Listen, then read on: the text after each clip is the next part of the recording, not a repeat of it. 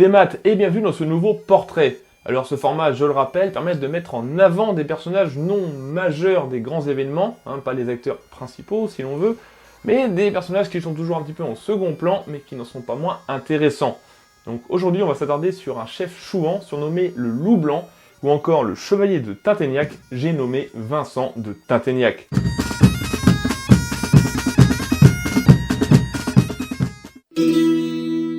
Vincent Alphonse de Tinténiac naît à Quimper en 1756. Il est issu d'une vieille et grande famille noble de Bretagne qui a souvent fait parler d'elle à travers l'histoire de ce pays. Et je pourrais faire une vidéo entière sur cette famille et ses illustres membres, mais on retrouvera de toute manière petit à petit ces personnages à travers d'autres épisodes. Sa famille était propriétaire du château de Quimer en Banalec, et son père, François-Hyacinthe de Tinténiac, s'était illustré en 1757 en défendant le port de Lorient face aux Anglais qui voulaient y débarquer pendant la trop méconnue guerre de 7 ans.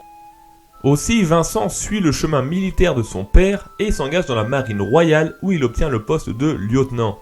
Il est décrit comme un jeune homme de petite taille, un peu boiteux, à l'esprit vif et délicat. Cependant, pour des raisons que l'on ignore, il démissionne assez rapidement de l'armée.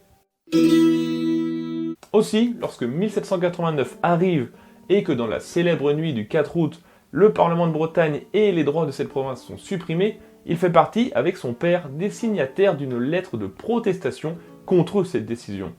Mais ce parti pris va leur valoir d'être surveillés par le nouveau pouvoir, et après quelques expéditions et interrogations au château par les gardes nationaux, ils sont déclarés suspects le 24 juin 1791 et sont placés en détention à Quimperlé. Seulement, faute de preuves, ils sont relâchés quelques jours plus tard.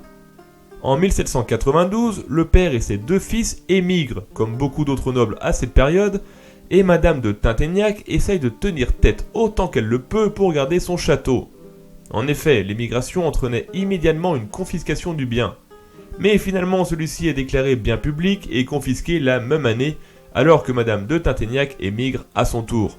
Mais Vincent ne peut pas rester sans rien faire, et c'est à peu près à cette période qu'il rejoint l'association bretonne dirigée par le célèbre Armand de la Roirie, dont je vous invite à aller voir les 2 vidéos que j'ai fait sur ce personnage extrêmement intéressant.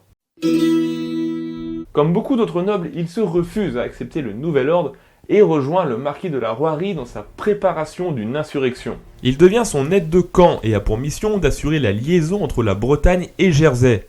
Cette mission le fera parcourir le pays, prendre contact avec d'autres nobles, avec les Vendéens, et le fera rapidement rechercher par le Directoire.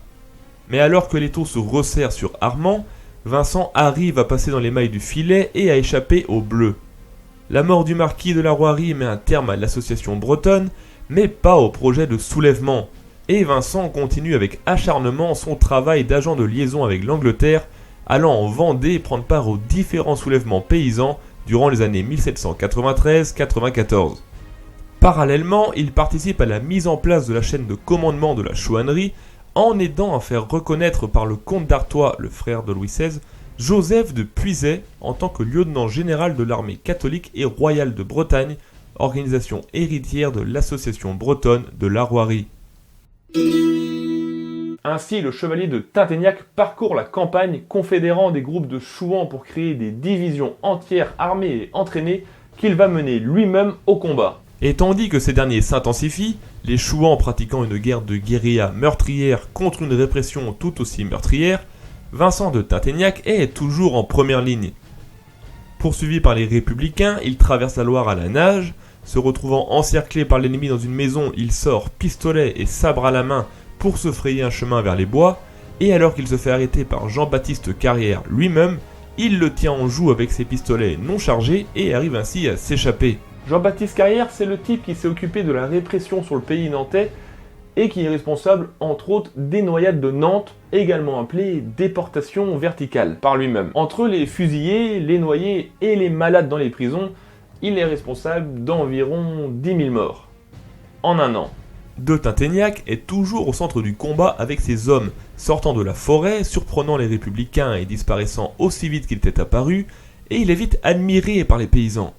Il est dit brave, téméraire, calculateur, béni d'une chance rare qui le fait survivre à toutes les batailles, et un peu fou parfois, se mettant à chanter au milieu d'un combat des chants guerriers de sa composition. Pour beaucoup, il est invulnérable et très vite, on lui donne le surnom de loup blanc. Blanc pour la cause royaliste et loup pour sa férocité et ses techniques de guérilla.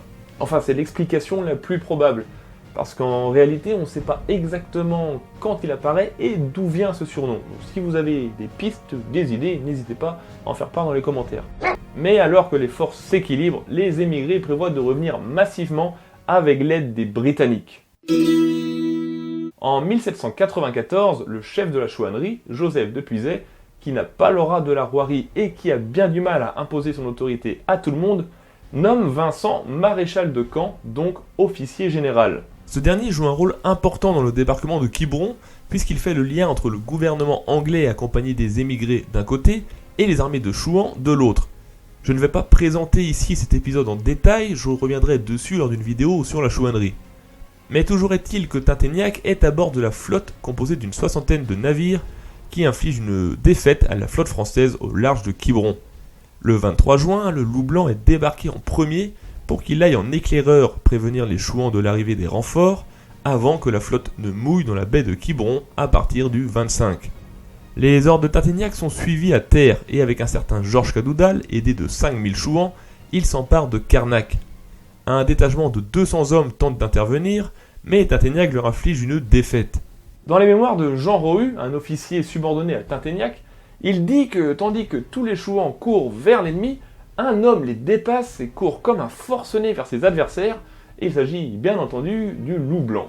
Il s'empare ensuite du tumulus de Saint-Michel, au sommet duquel il va planter un mât avec sa chemise blanche en guise de drapeau, après avoir mis à bas le drapeau tricolore. Les forces chouanes sont alors d'environ 15 000 hommes et 6 divisions sont créées, dont une sous les ordres de Tinténiac, qui a lui-même sous ses ordres Georges Cadoudal.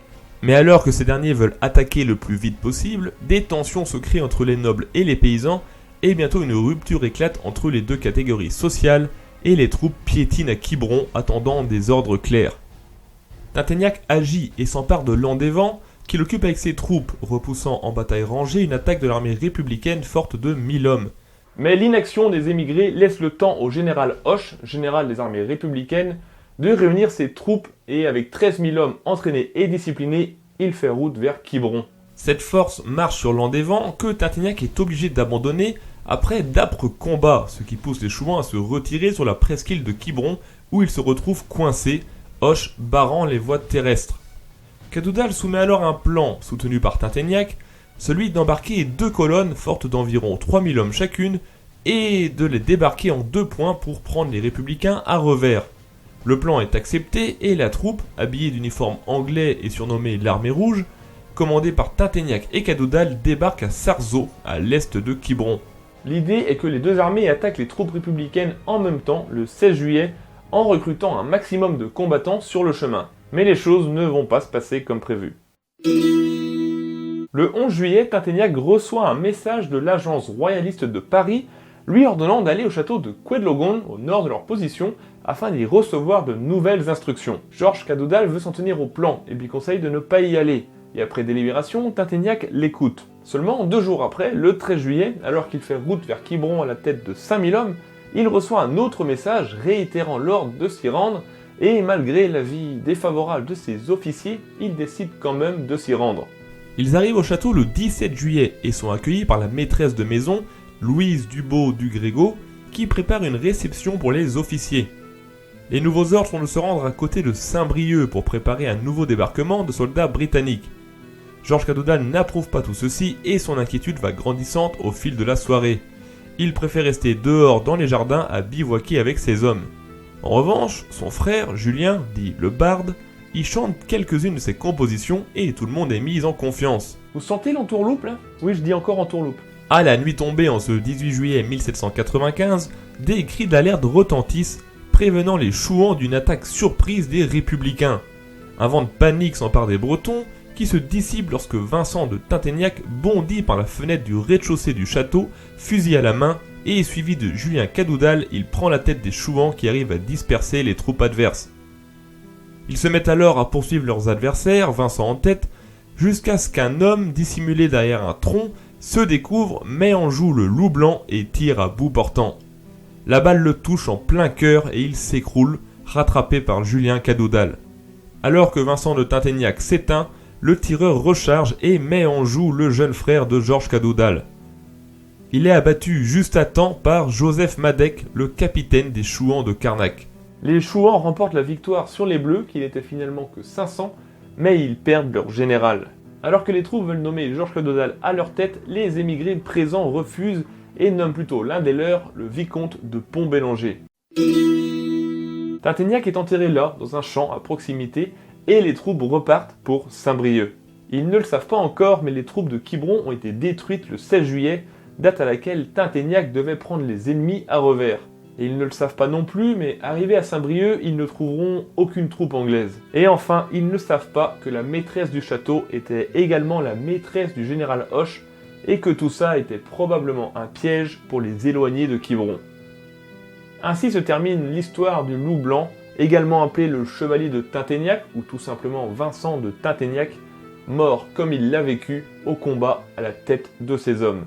Et c'est fini pour cette vidéo présentant ce personnage emblématique d'une noblesse bretonne combattante pendant ces heures sombres de la Révolution, et comme beaucoup d'autres, mort à cette période. En tout cas, j'espère vraiment que cette vidéo vous a plu, alors n'hésitez pas à commenter en dessous, à vous abonner si ça n'est pas déjà fait, et le plus important, je ne le dirai jamais assez, à partager autour de vous et sur les réseaux sociaux, afin de faire connaître la vie de celui que l'on a surnommé le loup blanc.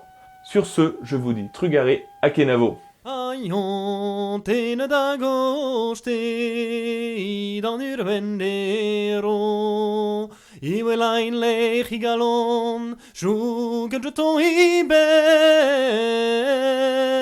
En outro Tinténiac por Andres arrivalen